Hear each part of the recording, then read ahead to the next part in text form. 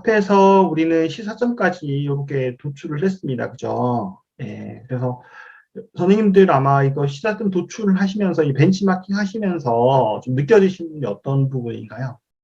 좀 더 디테일하게 볼 수 있었죠. 과정을 보면서 이게 장단점이 뭔지, 그리고 이것들을 내가 만든다면이라는 그런 생각을 하게 되면서, 이것들을 어떻게, 카메라를 아까도 나왔지만, 카메라를 한 개를 쓸지, 두 개를 쓸지, 이런 부분에 대해서 좀 예측할 수 있었던 그런 기회가 되지 않았나 생각이 됩니다.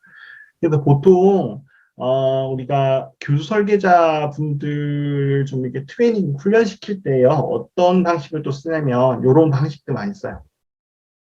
과정을 좀 보고 개발물을 보고 거기에 대해서 이렇게 한번 분석을 해보세요. 이런 것도 많이 합니다. 그래서 보통 이런 형태를 갖다 역설계한다고 그래요.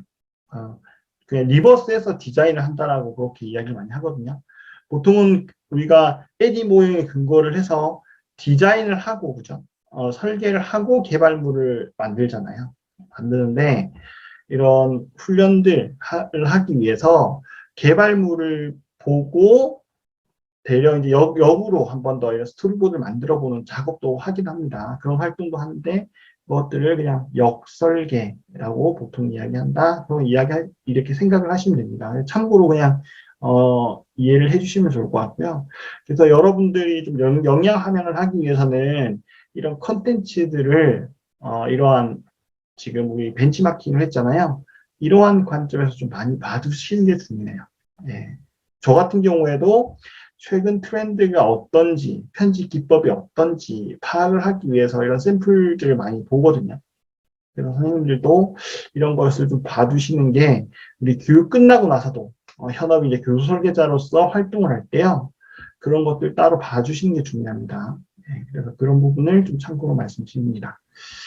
그 다음에 저희가 이제 할 게 실질적으로 어떤 학습 내용을 넣을 건가라는 것을 구상을 해야 돼요. 어떤 학습 내용을 넣을 건가를 구상을 하는데, 이것은 예를 들어서, 벤치마킹 우리 했을 때 내용적인 측면에서 이런 이야기가 나왔었죠. 이게 너무 초급 과정이다 보니까 좀 두리뭉술한 느낌이 있다. 이런 이야기도 나왔던 것 같고요.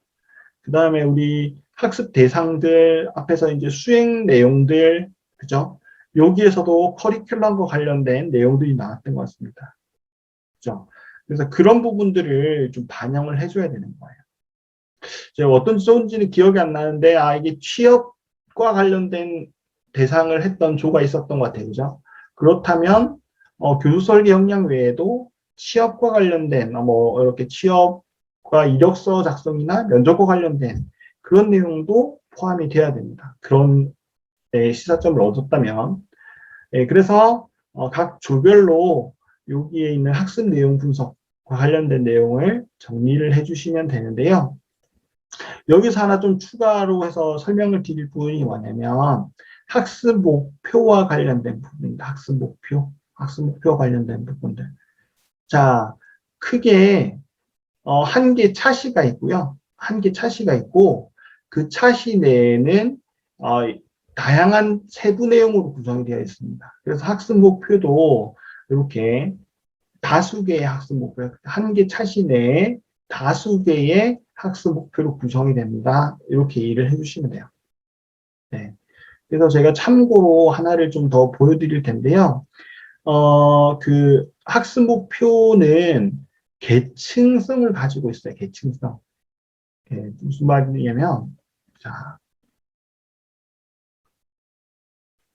이런 겁니다. 여러분들 보셨듯이 예를 들어서 한 개 차시를 컨텐츠 개발의 목적 분석을 한 개 차시로 했다라고 했을 땐 그 하위되는 능력이 있죠. 그럼 이게 세부 내용이 그 하위 내용이 되는 겁니다. 하위 내용이 되는 거고 각 내용별로 학습 목표를 도출을 할 수 있는 거예요. 예. 그러니까 여기도 마찬가지로 한 개의 학습 목표 내에 한 개의 차시 내에 그 하위의 학습 목표들, 이렇게 다수 개의 학습 목표들로 구성이 될 수 있다. 이렇게 이해를 하시고 학습 목표를 정리를 한번 해주시면 됩니다. 그 다음에 학습 유형이라는 것은 저희가 학습 그 단계들 있죠. 그 삼각형 피라미드형으로 됐던 거 기억나시나요? 네. 그것들을 토대로 해서 저희가 기억 단계가 있고 이해 단계가 있고 적용 단계가 있고 뭐 세부 위에 더 있다고 했는데 저희 이러닝 상에서는 그냥 한 적용 정도 수준까지 좀 이렇게 할 수 있을 것 같다. 그렇게 이해를 했습니다. 그래서 이 부분도 그에 관련해서 기술을 해주시는데 여러분들이 적용 단계다. 이것은 적용 단계와 관련된 거다라고 했을 때는 그와 관련된 활동이 분명히 수반돼야 된다라고 말씀드렸어요. 그죠? 활동이 수반돼야 된다. 그래서 일단 요거를 기술을 해주시고요.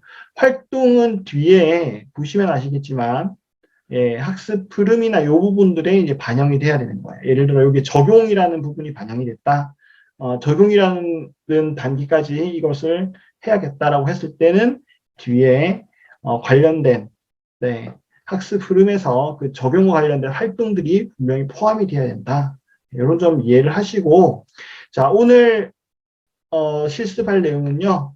자, 이 학습 내용 분석 3번에 관련된 내용만 기재를 해주시면 됩니다. 이해가 되셨죠? 자, 그래서 지금 여러분들이 아마 지금 계속 경험상으로 커리큘럼들을 도출하실 수 있으시겠지만 그래도 전반적으로 조금 처음부터 아무것도 자료도 없는 상황에서 학습 목표를 학습 타시명이나 이런 것들 제시하기 어려우시니까 이거는 제가 이번에 저희 교수 설계자 과정 있잖아요. 하면서 제출했던 강의 계획서입니다. 요거 뭐 기준으로 하셔도 되고요. 아니면 다른 거 넣고 싶으면 넣으셔도 돼요. 참고로 이 참고 자료로 이렇게 활용을 하시면 좋을 것 같아요. 그래서 게시물에 제가 추가 등록을 했습니다. 저희 카페 게시물에 등록을 해놨으니까 이거 한번 활용을 해가지고 학습 내용들 커리큘럼 노출을 한번 해주시는 걸로 이렇게 할게요. 혹시 실습 관련해서 궁금하신 사항 있으신가요? 몇 차시로 구성해야 되나요? 그 제한 없습니다. 선생님, 근데 제한이 없으면 네. 저희가 내용을 많이 넣기 위해서 막 음, 50차시로 하면 더 많이 가르쳐서 좋고 그렇게 네. 되는 거 아닌가요? 약간 네. 제한이 있는 쪽이 좋을 것 같은데. 제한을 두는 게 좋을까요? 그렇지 않으면 지금 음, 선생님 저희 180시간 과정 짜셨는데 네. 저희는 막 200시간 막 이렇게 해가지고 만드는데 시간이 너무 오래 걸릴 것 같아요. 그래요? 일단은 맞아요. 보통 단위가 16개 차시 정도 보통 구성을 하거든요. 이러닝 관련해서는 그 정도로 할까요? 맞추시는 게 좋으시면 그렇게 하셔도 좋을 것 같습니다. 한 16개 차시 정도로 구성을 하는 걸로. 네. 네, 그리고 이거 온라인 100% 수업을 가정하고 하는 건가요? 아니면 블렌디드 러닝을 포함을 블렌디드 하시고? 러닝까지로 할게요. 왜냐하면 여러분들이 앞에 음, 시사점 도출한 것들이 좋은 아이디어들이 많기 때문에 제가 이러닝만으로 제한을 두게 되면 그것들이 조금 제약상이 돼버리는 상황이죠. 그런 아이디어를 좀 열어놓겠습니다. 선생님, 이해되죠? 그러면 네, 이게요, 네, 앞에 저희가 했던 과제물이랑 계속 연결해서 그 내용을 가지고 하는 거죠? 네, 맞습니다. 네네네. 네네. 네.